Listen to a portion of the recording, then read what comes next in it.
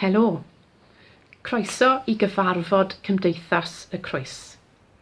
Y thema yw cofio, a byddwn yn clywed gan nifer o'r aelodau am eu hatgofion personol nhw o fywyd y capel yn datblygu o'r ganrif ddiwethaf. Pan ofynnodd Cerian i fi a Megan gydlynu'r cyflwyniad, do'n i ddim cweit yn siŵr beth i ddisgwyl, ond mae rhaid dweud mae e wedi bod yn brofiad hynod ddiddorol, gwefreiddiol a hyfryd, felly diolch yn fawr i Cerian am yr awgrym. Fe glyw ni cyn bo hir gan Gareth Lloyd Jones, sef yn had wrth gwrs, ac yn dilyn hynny bydd cyfraniadau gan Eleri Baines, Gwen Edwards, Gareth Rhys Davies, Hannah Thomas ac yn cloi bydd Delwyn Tibbot. Bydd amrywiaeth o ran fformat. Mae rhai pobl wedi recordio fideo o flaen llaw, lle mae yna eraill yn mynd i gyflwyno lluniau ar y pryd.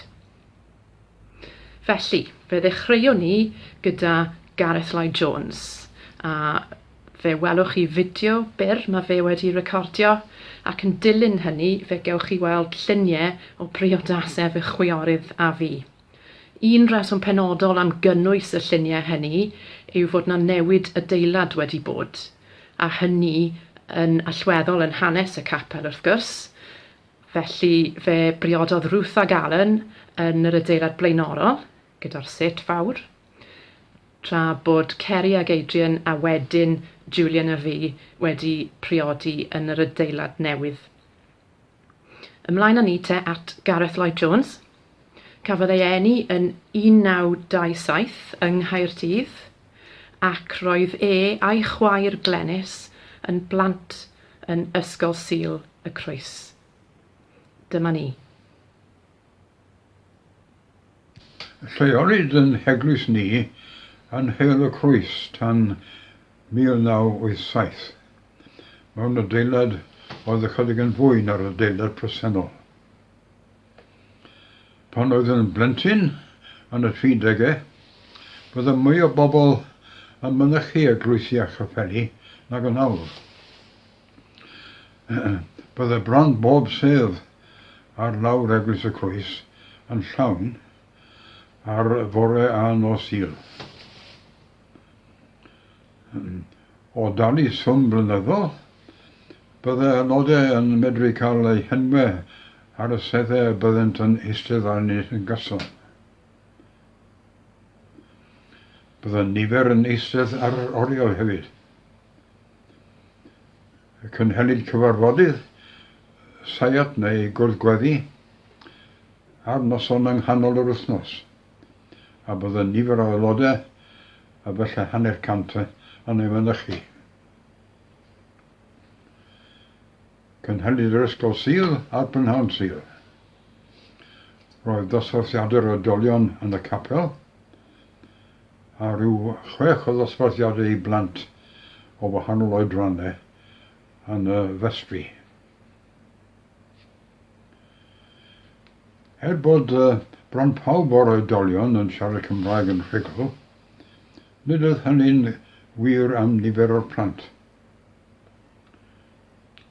Y clof iawn oedd Cymraeg nifer ohonynt, ac roedd yn amlwg mai Saesneg oedd iaith eu cartrefi.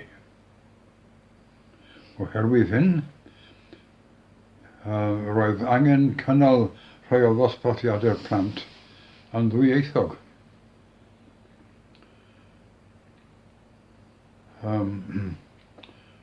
Daeth gwelliant gyda dyfodiad ar ysgolion Cymraeg, ond nid agorwyd rheini tan y 50au.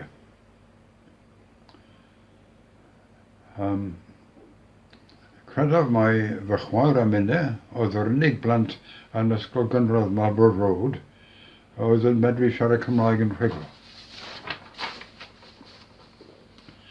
Ond yn sicr, roedd yr achos yn hachos ni yn llawyrchus. Gwelwyd hyn yn ansawdd y canu cynulleidfa fawr.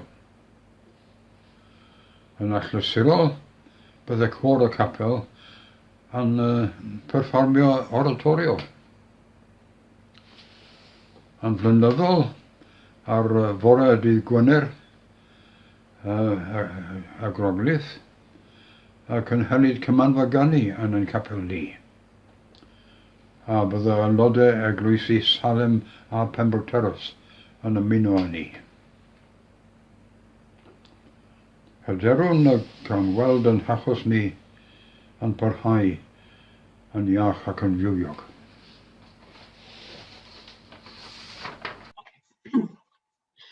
Cyn i ni symud ymlaen at gyfraniad Eleri Bains, na i bwyntio mas i chi, mae gan yn had dair o ferched. Felly, ar dair achlysur gwahanol, mae fe wedi cerdded un o'i ferched i fewn i Gapel y Crwys, i'w priodas. Felly, dyma'r cyntaf, dyma priodas Ruth ac Alan yn 1984. Chi'n gallu gweld... sa'n gwybod os chi'n gallu gweld y cursor, ydych chi? Sa'n gwybod. Chi'n gallu gweld fi a'n chwaer arall Ceri yn ein ffrociau hyfryd. Mae croeso i chi edmygu'r ffrociau. A mae dal i fod gen i y peth gwallt.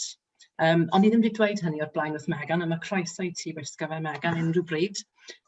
Os symudwn ni ymlaen wedyn, priodas Ceri nesaf.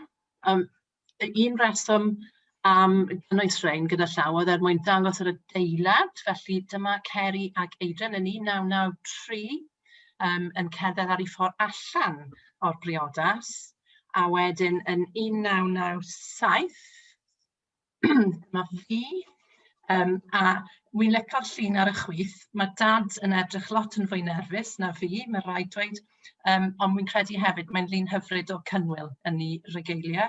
Allwch chi weld yn gymwth lle ni yn y cyntedd, a mae llun ohono ni wedyn ar ôl y digwyddiad gyda tair merch yn perthyn i'n chwiorydd. Reit, fe symudwn ni ymlaen nawr te. At Eleri Bains. Oce, chi'n iawn, Leri? Ie. Ydych chi'n clywed fi? Dwi yn. O, da iawn. Na fe, te. Reit. Nawr, mae yna lun o'r crwys gyda'i gilydd yn dathlu cinio gwyl ddewi. Dyna hi. Ac mae hwnna rhywbeth sydd wedi newid yn y capel.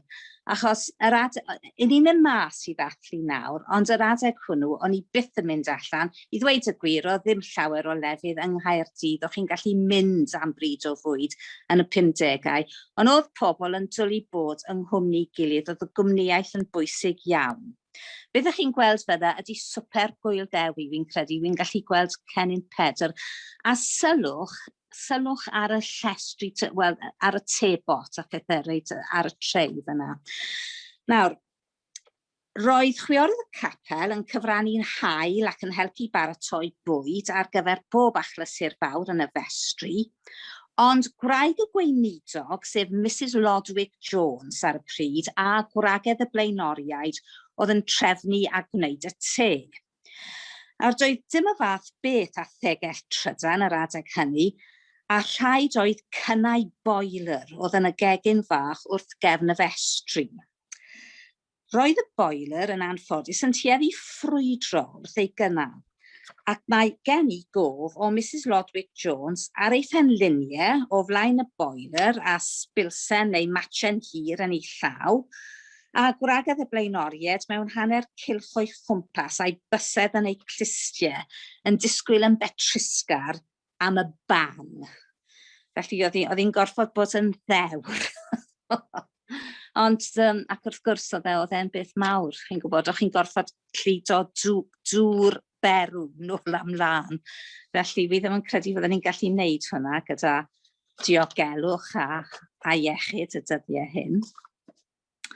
A wedyn ymlaen i'r dramau nawr. Dyna ni. Nawr te, un peth sydd ddim wedi newid oedd gyda ni yn y Crwys yr adeg hwnnw cwmni drama egnïol, ac mae dal i fod gyda ni cwmni drama egnïol. Beth ych chi'n gweld fan hyn ydy comedi, un o'r comedies. Mae fy nhad sy'n gorwedd ar y soffa fyna. Mae e fod yn feddw ac Mrs Ann Toms. oedd yr hen wraig, oedd hi'n actores dda iawn, ac oedd hi ddim yn hen fyna. Mae yna lun arall o hwnna'r cast fi'n credu. Dyna ni.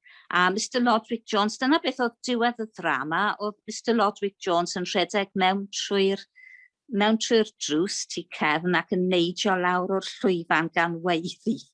Ond na fe, fyddwch chi'n gweld rhai gwynebau fyna, fyddwch chi'n nabod, dwi'n siŵr. Erbyn nhw. Yn credu mai teulu llwyn y brain, rhywbeth fel na oedd enw'r ddrama yna. Oedd hi'n gomedi go iawn. A wedyn fi'n credu bod lluniau o'r rhai o'r... Ie, dyna ni. Nawr te, dyna'r cybydd. Trosiad o waith Molière. Ac chi'n gallu gweld mae'r gwisgoedd yn dda iawn, yndyn nhw, I ystyried. A Dennis Jones, y cynhyrchydd, dyna Dr Jones, felly rhaid mae, ie, 50au cynnar, achos y gweinidog sydd yn eistedd reit yn y canol fyna ydy Dr Jones, oedd e'n dod o Nefyn, ac bu oedd farw'n sydyn iawn, ond oedd Lodwick Jones gyda ni, oedd hi ar 1953, felly mae hwnna'n gynnar iawn yn y 50au.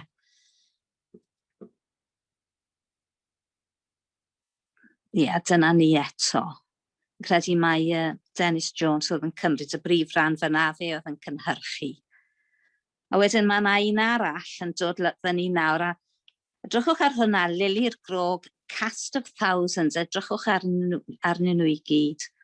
Fy ewyrth sydd yn y cefn, Gwilym Rhys, ac oedd wastad yn chwarae rhan milwr am fod e'n ddimor dal.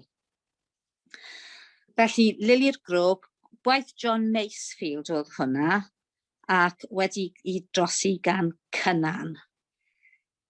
Yn y 60au, o'n i'n ffodus iawn, gawson ni rhai myfyrwyr o coleg drama a cherdd yn dod ato ni, ac dyna pryd dath Elizabeth Miles ato ni, a Brian Roberts, ac nathon nhw berfformiad o Antigone, o waith Sophocles yn wreiddiol, ac yna Jean Onwy.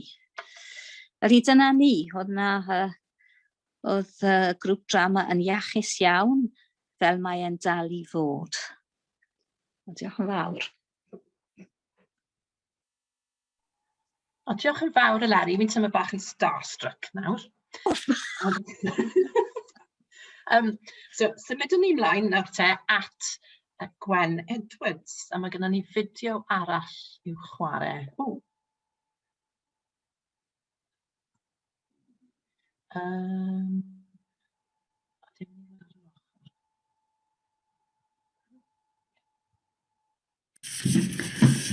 Helo bawb. Fe ges I fy ngeni am magu yng Nghaerdydd, a chael y fraint o fod yn rhan o Eglwys y Crwys am bron 70 o flynyddoedd erbyn hyn, bron. Roedd dyddiau fy mhlentyndod yn yr ysgol Sul yn hyfryd. Wy'n cofio Mrs Olfa Rhys yn dysgu'r solffa I ni, a dwi hefyd yn cofio yr aroliadau blynyddol. Oedd y parchedig Lodwick Jones yn gweinidog ni ar y pryd, yn casau'r syniad o gael aroliadau I blant bach yn yr ysgol Sul, ac fe fu fe yn allweddol yn y broses o gael I gwared, chwarae teg. Un o'm hoff atgofion o'r ysgol Sul oedd y gwibdeithiau yn yr haf. Yn aml iawn, fe fydden ni'n teithio mewn bws I Rest Bay, ym Mhorth Cawl am y dydd, ac i'r ffair gyda'r nos. Wy'n cofio hefyd un tro cael mynd I droeth Aberafan, ac hefyd am y dydd I ganolfan Butlins yn Ynys y Bari. Ac un flwyddyn, fe gawsom ni chwilio ar long y Waverley, o Benarth I Weston-super-Mare. Oedd Ruth fy chwaer a mi wrth yn boddau. Wy'n cofio'n arbennig fy mam yn gosod blodau'r capel am flynyddoedd. Ac o'n i wrth fy modd yn cael helpu i'w gosod nhw mewn dŵr a'i cludo nhw'n ofalus yn y car i'r capel. O sôn am mam hefyd, oedd hi'n aelod brwd o'r Cymdeithas Drama yn y 50au. Ac wy'n cofio yn blentyn cael actio unwaith gyda hi mewn perfformiad o'r wrach. Fe wnaethon ni 2 berfformiad, un yn y Crwys ac un wybron yn siŵr yn yr hen Theatr Tywysog Cymru yn Stryd y Santes Fair yn y dre. Oedd yn had yn organydd a chorfeistr yn y Crwys yn flynyddoedd. Ac yn y dyddiau hynny, oedd cor y capel yn rhoi perfformiadau o weithiau cerddorol mawr. Ac fe ddes i ar draws rhaglen un o'r cyngherddau hynny mewn blwch yn yr atig.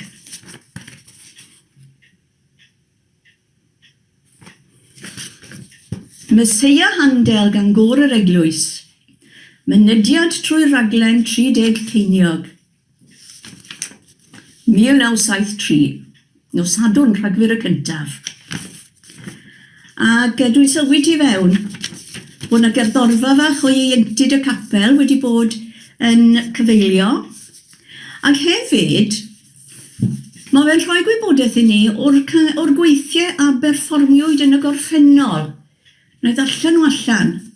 1964 y Meseia, 65 Jesus Priceless Treasure gan Bach, 66 y Greadigaeth, 67 Elijah neu Elias gan Mendelssohn, a dwi'n cofio Elary Baines yn canu 19 yn hwnna. 68 y Meseia, 69 y Fferen Mozart, 70 Elias, 71 Christmas Oratorio Bach, a 72 y Bumed Gerdd a'r Greadigaeth. Wel, dyna ni. Geson ni gymaint o hwyl yn ymarfer a pherfformio. Atgofion hyfryd.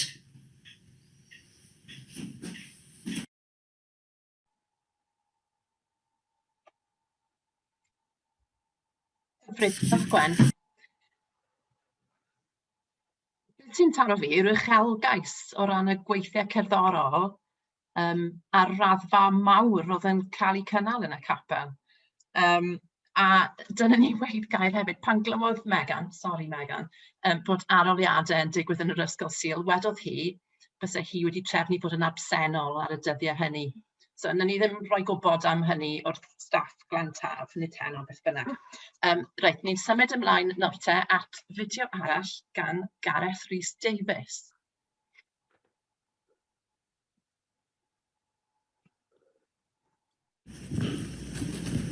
Wel, diolch i pwy bynnag cafodd y syniad o gael cyfarfod o'r Cymdeithas yn ymwneud ag atgofion.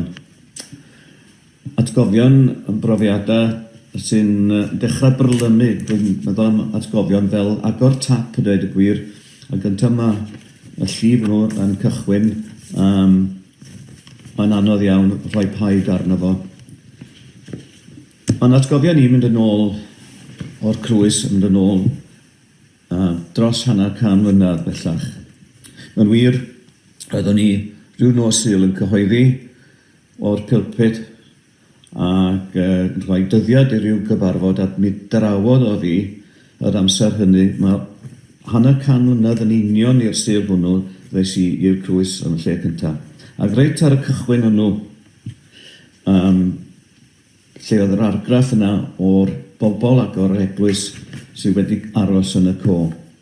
Allwch chi fi ddychmygu glaslanc o gefn gwlad yn dod i'r ddinas fawr am y tro cyntaf. Wrth gwrs, oedd bob dinas yn fawr i'r wyn o'r gefn gwlad, oedd newedig o ardal lle nhw dyna ddim pentra hyd yn oed. A mae'n gallu bod yn lle diarth iawn iawn. Ond gan mod i wedi arfer mynychu 2 oedfa, bob dydd Sul ag ysgol Sul, am flynyddoedd yn ddieuenctid, oedd o'n naturiol i mi ddod o hyd i Eglwys Gapel i addoli. A dyna lle es i'r Sul cyntaf. Ac dwi'n credu mae yn 1988 pan symudon ni i Heol Richmond y bathwyd y llinell yn y Crwys yma croeso. Wel, allai eich sicrhau chi bod y croeso wedi bod yn y Crwys flynyddoedd cyn hynny, a mawr ydy'n werthfawrogiad i ohono fo. Mae yno gymaint o bethau sy'n gofiadwy am y cyfnod yna. Y croeso yn bendant a'r canu a'r gerddoriaeth hefyd. Wrth gwrs, yno organ arbennig o dda yno. Organyddion meistrolgar iawn. Wrth gwrs, y prif organydd oedd y diweddar Hanwyl Tom Ellis James, Eirion Lewis a David Galbert Evans, os dwi'n cofio'n iawn. A mi o'na ganu gwirioneddol wych yno. Canu 4 llais. Ac wrth gwrs, mi o'na gor o dan arweiniad Tom Ellis James yn perfformio oratorios. Tom Ellis James yn hoff ofnadwy o bach. Ond cofio, mi nes i ryw perfformiad yna rhywbryd o'r Meseia. Dyna tro cyntaf mi'n neud y Meseia yn Gymraeg. A dwi'n cofio pwy ar y nawdwydd eraill. Dwi'n ama bod Eleri yn un, ond y tenor hyfryd oedd Delwyn Tibbot. Y profiadau fel yna yn rhoi cyfoethog iawn. A hefyd cynulleid fawl, ond i falch iawn o gael ista yn sed gefn y galeri i gael gweld y rhai oedd yn canu, morio canu, a mae un dwi'n gofio'n arbennig o dda, sef Cynrig Lewis. Ac oedd gan rhyw ffordd hen ffasiwn iawn o ganu, unigryw fyswn i'n dweud, ond oedd yn hyfryd clywed rhywun yn canu o'r galon fel yna. Mi nath o argraff fawr iawn arna i. Ac wrth gwrs, yn y dyddiau hynny, oedd yna nifer fawr o fyfyrwyr a mynychu'r oedfa a nos Sul. Nifer fawr iawn. Dyna ni eto croeso i'r rheini i gyd, ac oedden ni gyd yn dod yn gyfeillion, a gyfeillion mae'r rhai yn nhw dwi wedi bod yn gweld nachlysurol dros y blynyddoedd. A hefyd, yr ysgol Sul, oeddwn ni'n mynychu dosbarth Moelwyn Pris. Ac mi oedd yna drafodaethau gwirioneddol ddiddorol yn y dosbarthiadau yna. A pan wedech chi, pan enwau rhai oedd yna, mi ddeallwch chi'n sydd dwi'n siŵr. Rhai oedd Dr David Hughes, Gwen Humphreys, Ethni Daniel, Marian Williams, Robin Griffith a 2 o 3 arall. Ac un a ddaeth yn ffrind agos iawn i mi deud y gwir. Mi ddethon ni yn yr ail dymor cyd-ddigwyddiad hollol bod ni'n yr un llety, a fi yn rhannu stafell am 2 mlynedd. Pryn hanner dwsin o weithiau welis i o dros gyfnod o 20 mlynedd neu'r agor. Tan y 2 flynedd diwethaf yma, mae wedi bod yn ffrind agos ac yn help mawr i mi. Mae rhai yn chi, ni abod y wyrach Islwyn Jones, deintydd o DI yn ôl yn y Rhondda. Ond cyfeillgarwch felly a croeso a canu. Dyna'r 3 peth yn y Crwys. Croeso, canu a cyfeillgarwch, a dwi'n ddiolchgar iawn amdanyn nhw.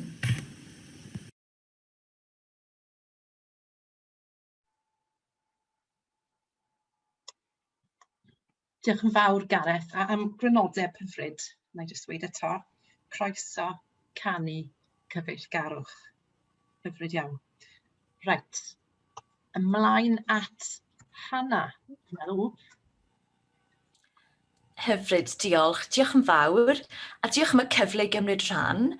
Pan gysylltodd Rhiannon a Megan o'n i wrth y modd, allai hel atgofion drwy'r nos am y croes, ond dwi'n mynd i trio stopio fy hun, okay? A dwi'n mynd i ganolbwyntio ar y lluniau yma sydd gyda ni nawr. So, os gael y sleid gyntaf, please, bydd hwnna'n grêt.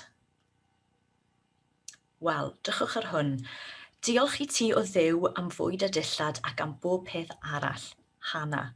Nawr, mae'r diolch i fy mam am ddod o hyd i'r darn papur yma, ac ar y cefn mae'n dweud gwers gyntaf Hannah yn yr ysgol Sul, Ionawr 1976. Dwi'n anhygoel. Da iawn, mam. A Eirwen Price oedd yr athrawes. Nifer ohonoch chi'n cofio Eirwen a dyn ni'n ffrindiau gyda hi hyd heddiw. Ac o'n i'n newydd symud i Gaerdydd yn y mis Rhagfyr ac yn y mis Ionawr yn ymuno ag Ysgol Sul Ffyniannus y Crwys. Ac oedd cysylltiad yn barod gyda'r capel trwy Modryb ac Ewythr fy nhad, Antinan ag Uncle Morgan, Parchedig Morgan Mainwaring, a'r adeg hwnnw yn credu'r Pembroke Terrace wedi ymuno â'r Crwys, a fi'n credu tua'r adeg yna oedd Cynwyl wedi dod i'r Crwys hefyd, a dwi'n cofio Cynwyl yn dod i weld ni ac annog ni i ddod i'r Ysgol Sul, ac wrth gwrs o'n i'n dwlu dod a gweld Antinan fy Modryb ar fore Sul hefyd, a gweld ei ffrindiau hi. Mae yna lot o fenywod mlaen mewn oedran ond trwsiadus yn gwisgo cotiau mawr, ambell i got ffwr, ac yn cael ei adnabod gan enwau gwir nhw. Chi'n cofio fath yr arfer yna, Mrs JR, Mrs JT, ac o'n nhw gyd yn ffrindiau i Antinan, ac oedd rhywbeth arbennig iawn amdanyn nhw. Ar Ysgol Sul dal yn y prynhawn yr adeg hynny hefyd, 2 o'r gloch bob pnawn dydd Sul, a byddwn ni'n gyrru lawr ac yn rhannu lifts weithiau gyda Anna Wendy Williams, Merched Geraint a Barbara. A dwi'n cofio weithio byddwn ni'n stopio ar y ffordd nôl yn y siop, yr Oval Stores, yr bwys Cardiff High i brynu losin, oedd hwnna'n gyffroes bob tro. Ond dyma beth nes i yn y wers gyntaf, a tan pan wythnos diwetha, oedd gen i'n syniad bod y darn papur yma'n bodoli. So, dyma ni, sleid nesaf. Nawr te, pwy sydd yn y llun? Miss Lona Lewis yw'r fenyw oedd yn priodi, ac oedd Miss Lona Lewis yn athrawes arnau yn Ysgol Gymraeg Bryn Taf. Ac oedd hi'n priodi, oedd ddim yn cofio enw i gŵr hi. Ond oedd criw ohono ni o'i disgyblion hi wedi mynd i'r capel i ddymuno'n dda i hi. A dwi'n yn y ffrynt fyna, yn y clogin brethyn, ac oedd gan yn fam clogin brethyn hefyd, matching, oedd y ddwy o'n i'n gwisgo clogin i'r capel. Ar ymhwysi mae Nia Price, merch Eirwen, Elin Angharad, merch John Albert, ar y pen gyda'r gwallt golau, Lisa Clwyd, sydd ddim wedi newid o gwbl, Rebecca Walters, Manon fach wedyn ni, sef chwaer Elin Angharad, ar ochr arall, Einir a Caris Wyn Thomas, merched Bleddyn ac Awena Thomas fi'n credu. Felly o'n ni wedi mynd i'r capel, a dyna ni'n sefyll ar y grisiau o flaen y capel. A moyn dweud rhywbeth am yr adeilad, chymod, hen adeilad y Crwys. Oedd yr adeilad yna llawn cyfaredd i fi yn blentyn, ac oedd yr adeilad wedi cydio yn fy nychymyg, a byddwn ni'n breuddwydio yn aml am yr adeilad. Oedd y llawn llefydd i guddio. Chi'n gwybod, o'ch chi'n mynd mewn, a y capel ei hun, y galeri, y grisiau naill ochr i'r cyntedd, y set fawr, y grisiau cul wedyn ni i lawr i stafell y blaenoriaid, ac yna grisiau eto i lawr i'r festri, a'r grisiau tu allan, wrth gwrs y grisiau cul, tywyll, serth lawr i'r festri, a'r neuadd y festri, y llwyfan, yr arwydd, dim ysmygu uwch ben y llwyfan, a'r llenni, a'r stafelloedd a'r gegin, ac oedd yr adeilad yna, fel fi'n gweud, yn fy nghyfareddu i. Felly, ymlaen at y sleid nesaf, wel, croes fach bren, o'n i wedi cael gan Cynwyl un bore. Ambell waith ar ôl dweud adnod, bydde pregethwyr yn rhoi rhyw treat yn i'r plant. Losin weithiau, ond fi'n cofio'r tro hwn, rhaid bod cynwyl newydd ychwelyd o un o'r tripiau i Israel, a mae e'n dod â bag papur gwyn allan a rhoi bob a chroes i ni. A Jerusalem yw'r enw ar gefn y groes, ac o'n i'n siarad gyda Rhiannon yn gynharach yn yr wythnos. Mae gyda Rhiannon croes hefyd. O, ti wedi ffeindio fe, mae'n dal y lan. A mae'n siŵr bod lot ohono ni plant y croes gyda croesau fel yna, ond o'n jyst yn cofio bod mor thrilled i gael yr anrheg yma, a dwi wedi cadw hi ar hyd y blynyddoedd, ond oedd hwnna'n rhywbeth arbennig iawn. Ar sleid nesaf.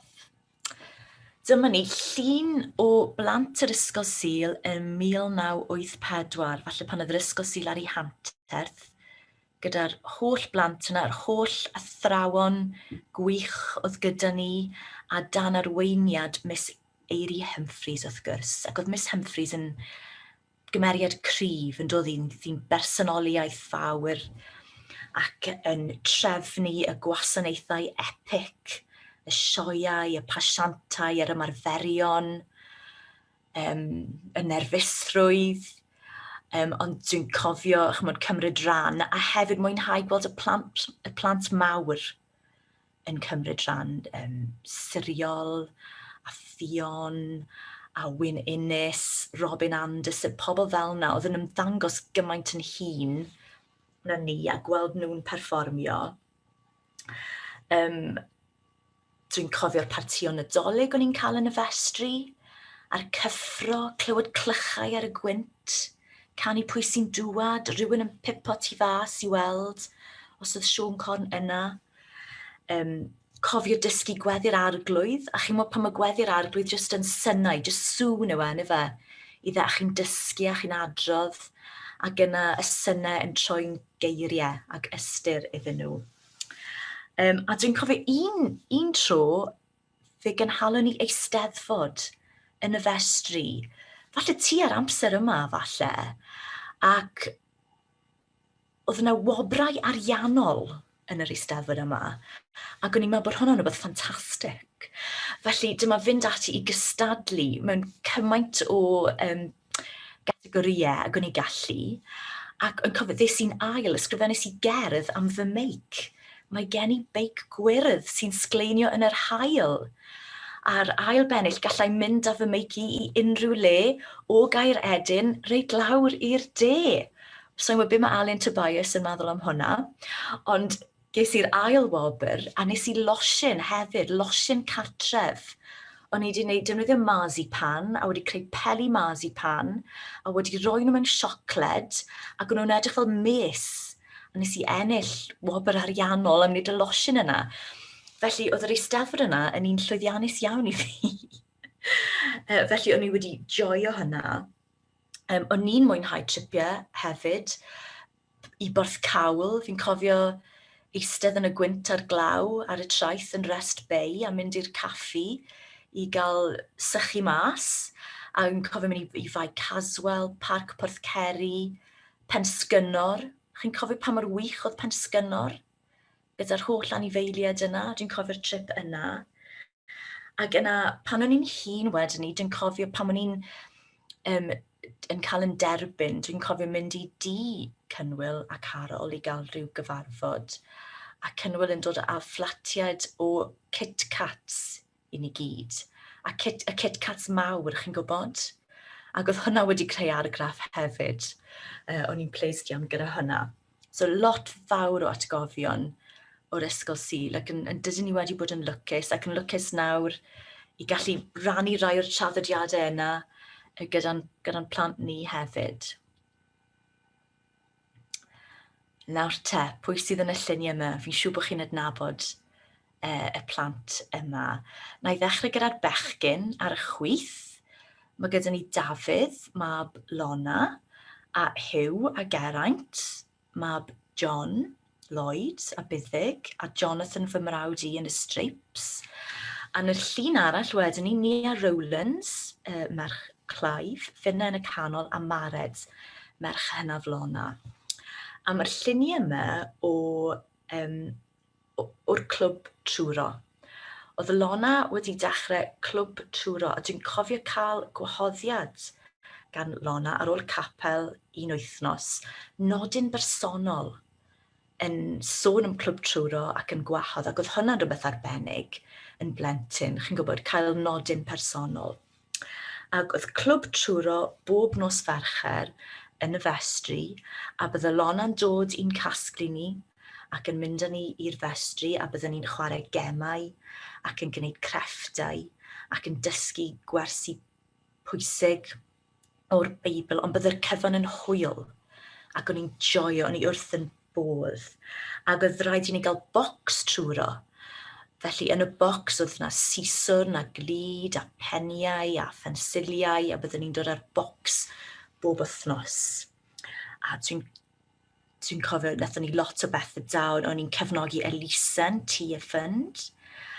Fi'n cofio un tro ni'n creu carden enfawr, brysiwch wella i Cen Innes pan gather trawsblaniad ar y galon. Dwi'n cofio Lona yn gwneud teisen ffantastig pan oedd clwb trwro yn 1 mlwydd oed. Teisen sbwn gyda eisyn glas, o'n i'n meddwl bod y deisen yna'n wych. Ac yna yn yr haf, byddwn ni'n cael mynd i chwarae gemau yn y parc. Rowthrec o'n cofio mynd i, ond mae gen i deimlad falle bod y llun yma ym Mharc y Rath. Ond byddwn ni'n mynd yn yr haf ac yn chwarae rownderi a pob math o gemau eraill ac yn joio. A dwi'n credu bod y lluniau yma siwr o fod o tua 1982, fi'n credu. Siwr o fod. A dyma ni y sleid olaf. Ydych chi'n adnabod yr olygfa yma? Ydych chi'n gwybod lle tynnwyd y llun yma? Mae e yn y Bannau Brycheiniog yn Rhywle. Mae'r olygfa yma o Fynydd Troed. Mynydd y Troed, yr bwys Talgarth, a dyn ni'n edrych lawr ar lyn Syfaddan, Llangors, a mae pen y fan yn y pellter.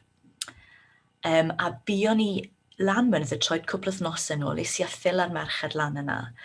Achos dwi'n cofio dringo y mynydd yma pan o'n i'n mynd ar ein tripiau ni i Goleg Trefeca gyda Lona a criw clwb trwro ar Ysgol Sul. Ac oedd y tripiau yma yn uchafbwynt heb os nag oni bai. Chymod, Coleg Trefeca yn adeilad diddorol arall, chi'n gwybod, ar y ffordd maen nhw wedi cysylltu ar rhannau newydd a'r hen rhannau. Felly oedd digon o le i ni rhedeg o gwmpas a chwarae gemau, oedd y gerddi yn hyfryd. A byddwn ni'n mynd, ac yn aml byddwn ni'n stopio ar y ffordd yn Merthyr Tydfil i weld bwthyn yr emynydd Joseph Parry. Dwi'n cofio wneud hwnna sawl tro. Ac yna cyrraedd Trefeca, a byddwn ni falle yn chwarae mini-Olympics ar y noson gyntaf, ac o'n i'n dwlu, chymod, o'n i'n gwahanol gemau bach. Byddwn noson lawen, byddwn ni'n mynd i mewn i Aberhonddu i nofio. Fi'n cofio ni'n gwneud hwnna, a siopa a dringo Mynydd Troed. A fi'n cofio gyda ni bob abythodyn I Conquered Mynydd Troed. A byddwn ni wrth ein boddau ar y penwythnosau yma yng Ngholeg Trefeca. Ac eto, cysylltiad gyda'r coleg yn mynd nôl yn bell yn ein teulu ni, oherwydd dyna lle aeth Uncle Morgan i astudio yn diwedd y 20au, dechrau 30au, fe dreuliodd 2 blynedd yn Trefeca, a mae gyda ni lot o lythyrau fe o'r cyfnod yna yn Trefeca. Felly mae Trefeca yn rhywle agos at ein calonau ni fel teulu hefyd. Felly dyna rannu chydig o'r gofyn yn unig. Fi'n siŵr bod gyda chi atgofion tebyg iawn, ond ni'n meddwl byddwn ni'n gorffen gyda un stori ddoniol. Yn fam oedd yn cofio'r stori yma. Pan o'n i'n blant, oedd yna sioe, ac oedd y mrawd Jonathan yn actio Moses. A oedd eisiau fe wisgo wig i chwarae rhan yma, ac oedd e'n gwrthod. Nes i non Owen, gynnig hanner can ceiniog iddo fe i wisgo'r wig, a nath hwnna'r tric, a fe wisgodd yr wig a chwarae'r rhan. Felly, just un o nifer o atgofion hapus iawn. o llwyth o ddiolch a fel rhywun arall oedd â phlentyndod yn y 70au, o'n i'n gallu uniaethu gyda lot fawr o hwnna. A gai jyst rannu gyda chi, oedd gen i glogin brethyn hefyd, ein tebyg iawn. Mae'n siŵr o fod dal 'da fi yn rhywle o bosib. Roedd yn fach erbyn hyn. Reit, symudwn ni mlaen at y grand finale gyda Elwyn Cybot. Reit, ble i ni? Odi Delwyn yna? Reit. Ydi, arbennig. Reit. Na fe? Reit. Mi ddechreuais i fynychu capel Eglwys y Crwys yn 1960 pan o'n i yn y fyddin ac yn dod adre i Gaerdydd i fwrw'r Sul. Y flwyddyn ganlynol mi ges i swydd yn y ddinas ac roedd Minwel fy ngwraig a minne yn byw mewn fflat yn Manaway. I fynd i'r capel roedd rhaid i ni gerdded i Gybalfa. Doedd dim flyover i gael yn y bryd hynny, a dal trolleybus i Eglwys y Crwys. Un bore Sul, a'r bws wedi cyrraedd pen ucha Eglwys y Crwys, daeth 4 o fechgyn i mewn. Roedd hi'n amlwg mai myfyrwyr oedden nhw, ac yn un o'n nhw oedd gwallt fflamgoch. Aeth y conductor ato fe i ofyn am y tal, a medde fe, "We want to go to the Welsh Chapel." Daeth y bachgen nhw'n adnabyddus iawn yn ddiweddarach, arwyl o hogiau'r wyddfa oedd e. O'n i'n mynychu ysgol Sul yr oedolion bryd hynny ar Brynhawn Dydd Sul.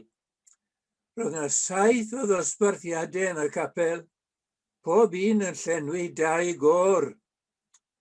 O'n nhw'n ymellaidd i wrth ei gilydd gymaint ag oedd bosib, gan fod yna dipyn o dŵr Babel pan fydde pawb yn trin a thrafod. Dosbarth ym mhob cornel o'r llawr, un yng nghefn y galeri ac un bob ochr i'r galeri. Daeth 2 i'r dosbarthiadau hyn yn eitha enwog yng Nghymru, sef dosbarth myfyrwyr Lyn Hywel a dosbarth y gwragedd iau dan arweiniad J.E. Jones, ysgrifennydd Plaid Cymru. Un peth dwi'n gofio yw merch ifanc yn dechrau'r ysgol Sul a dweud bod i am ddarllen o'r Efengil yn ôl Eseia. Yn 1970, fi oedd cadeirydd y Cymdeithas. Bryd hynny, yr arfer oedd cynnal y swper Goeldewi yn Nefestri. A'r ddarpariaeth oedd bwyd arferol a chlysuron o'r fath, ham, tyng, pickles ag ati. Ond teimlo rhai o'r pwyllgor, pam nallwn ni ddarparu cawl?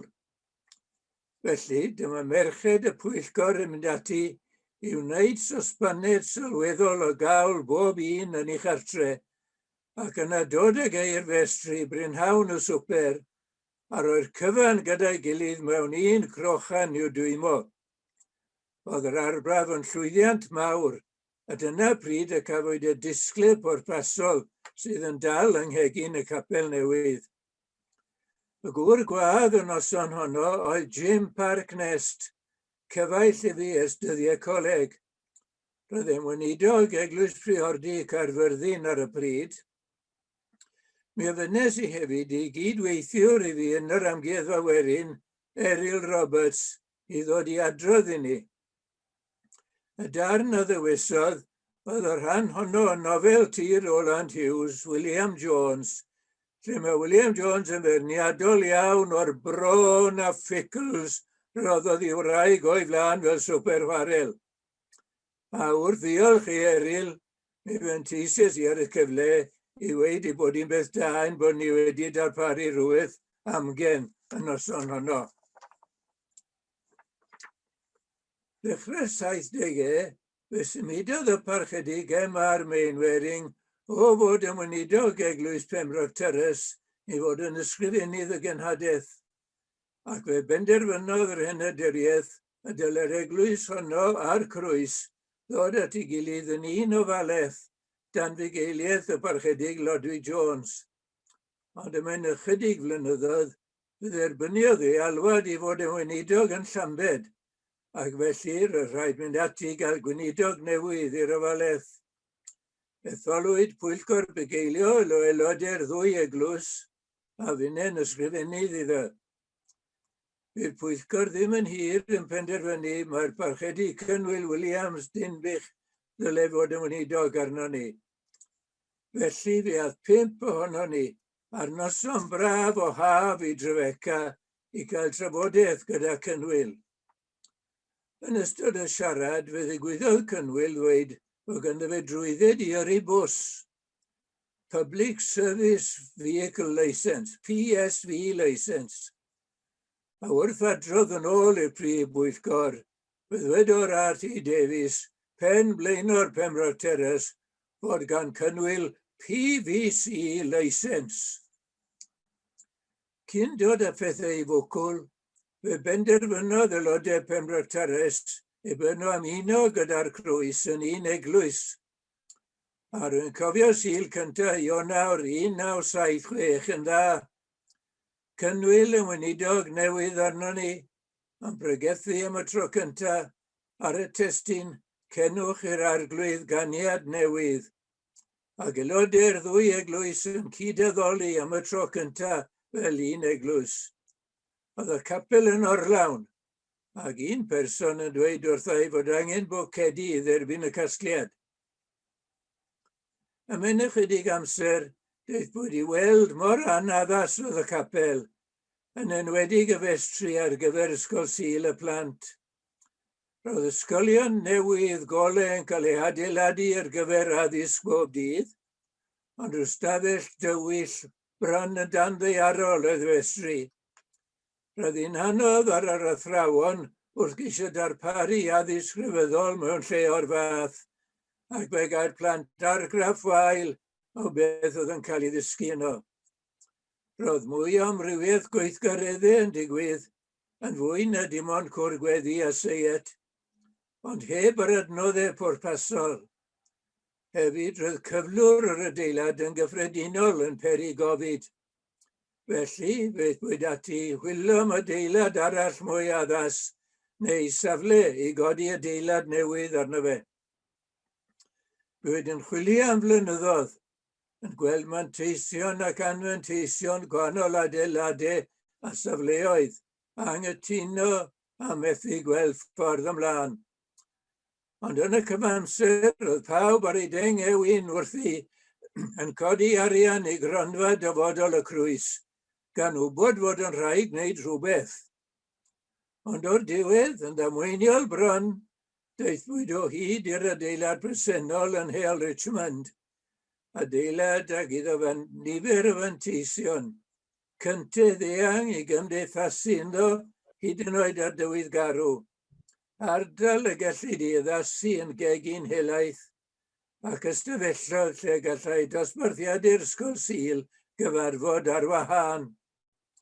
Roedd yn rhaid addasu ymhellach, ond wedi gwneud, mae gyda ni gapel addas ar tyfynion yr 11 ganrif ar 20.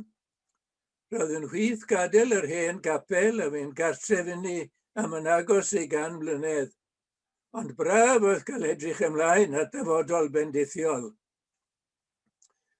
Un peth arbennig a wnaeth Cynwyl oedd trefnu teithiau i Israel a Gwlad Groeg. Mi es i ddwywaith i Israel a dwywaith i Roeg. Roedden nhw'n deithiau arbennig iawn, ac rwy'n cofio sawl digwyddiad a wnaeth gryn argraff arna i, cael bod yn eglwys y bedd sanctaidd yn Jerusalem ar gyfer gwasanaeth y Pasg, a hefyd ymweld ag ardd y bedd gwag. Yr ymweliad hwnnw ar ein bore ola cyn dod adre, a Cynwyl yn gwisgo i gris glân ola, Crys piws fel mae'n digwydd, a choler gron. Byddwn ni'n canu emyn pwrpasol ym mhob un o'r lleoedd y byddem ni'n ymweld â nhw. Ac wedyn ni ganu y tro am hwn, daeth dyn at Cynwyl a dweud, "That was very nice, Bishop." Mynd i ardd Gesemane a chanu cof am y cyfiawn Iesu. Dringo mynydd yr olewydd, mynd i eglwys y Pater Noster, a gweld y weddi yn Gymraeg ar y mur. mynd i eglwys Dominus Flevit, yr Iesu a wyloedd ar y ffordd i lawr. Galilea wedyn, a mynd i bentref tawel hyfryd Capernaum. Mynd yn y bws i fyny'r mynydd ac edrych i lawr ar fôr Galilea, a gwrando'r Meredydd Evans a Geirian Davies yn adrodd can a'i di Hwsn, Seimon fab Jona, profiad i'w gofio am byth. Fe eithon ni hefyd iddi ffeithio Sinai, a dringo'r mynydd i'r banachlog, lle mae'r berth o'r honir i Moses ei gweld yn llosgi. Yng Ngroeg wedyn fe gynhaliodd cynnwyl wasanaeth Cymyn yng Nghorynth. O gofio beth oedd barn Paul am ragedd yn yr eglwys, bydd cynnwyl lati yn fwriadol i ddewis blaen o'r esau yn unig i ddosbarthu'r bara'r gwyn. Fe eithon ni Thessaloniki yn y gogledd, a gweld y carchar lle cafodd Paul ei garcharu a ryddhau yn wirthiol. Canu yno, pan oeddym ni mewn carchar tywyllt i, rhoi sy'n oleuni nefol. Treulio'r Pasg yng Ngroeg wedyn. Noswyl Sul y Pasg, roeddwn ni mewn tyrfa fawr a sgwâr tref. Gwaeddodd yr ffeiriad Christos yn esti, ac ar unwaith mae'r band pres yn chwarae cerddoriaeth lawen. Roeddwn ni wedi cael canwll bob un, a phob un yn cynnig yn oella i gilydd, a chael anhawster i'w cadw ynghyn yn y gwynt. Ar fôrau'r Sul casom bob un wy wedi berwi a'i beintio'n goch. Amser cinio roedd pob teulu yn rhostio oen ar fer, spit, yn yr ardd. Iddyn nhw mae gwyl y Pasg yn fwy pwysig na'r Nadolig. O edrych yn ôl ar 30 mlynedd yn y Crwys, rwy'n ymwybodol iawn o'r newidiadau a fi yn ystod y cyfnod hwnnw, fel sy'n rhwy'n ddigwydd dros gyfnod mor hir mewn unrhyw faes. Rwy'n wir ddiolchgar fy mod wedi cael cyd-addoli a chymdeithasu fel aelod o'r teulu arbennig hwn. Rwy'n credu nad oes unrhyw ddiben i grefydd, ond i bai ei fod yn sylfaen bywyd cyfan pob un ohono ni. Ac felly mae cael bod yn iawn o addolwyr a chwmni Eglwys y Crwys yn dal i fod o sylfaenol bwys i fi.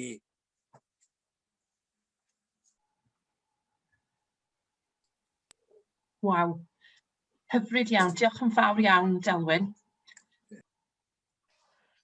Os dim modd i fi ychwanegu at hynny, sa'n credu. Oedd e'n 30 mlynedd yn llawn cyfoeth yn amlwg. Felly diolch yn fawr iawn i bawb sydd wedi cyfrannu. Fel wedes i gynnau, mae Megan a fi wedi dysgu llwyth o'r profiad, o'r holl wybodaeth, y lluniau a'r fideos mae pobl wedi i darparu i ni. Felly diolch yn fawr iawn unwaith eto. Felly, ar ran y gymdeithas, diolch yn fawr yn gyntaf i Rhiannon a Megan am fynd ati i drefnu noson môr gyfoethog. Gymaint o atgofion, a nad oeddwn ni ddim yn blentyn yn y Crwys, mae lot o'r atgofion yn debyg iawn i be oedd yn digwydd mewn capeli ledled Cymru, pethau fel Eisteddfodau, tripia, mynd i Drefeca, a digwydd bod mynd i Drefeca, dwi'n cofio'n blentyn, a gweld Pwllnofio am y tro cyntaf yn cael mynd i Aberhonddu. Felly, lot o atgofion tebyg iawn. Diolch i bawb sydd wedi cymryd rhan. Diolch i Gareth, Rhiannon, i dad am gymryd rhan, i Eleri, Gwen, Gareth, Rhys Davies, Hannah. Diolch yn wedig i Sian am sôn am yr ysgol Sul, ac yn arbennig i Delwyn, sydd wedi crynhoi popeth, dwi'n meddwl, mewn yn ei anerchiad o. Dwi'n mynd i drio yn mute all, di hwnna, hold on. Dwi'n ddim yn siŵr sut dwi'n rhoi sain pawb on. Mae'n meddwl pawb wneud ei hun, falle. Da iawn. Diolch yn fawr. Diolch yn fawr iawn. Diolch yn fawr i bawb. Diolch yn fawr. Diolch yn fawr.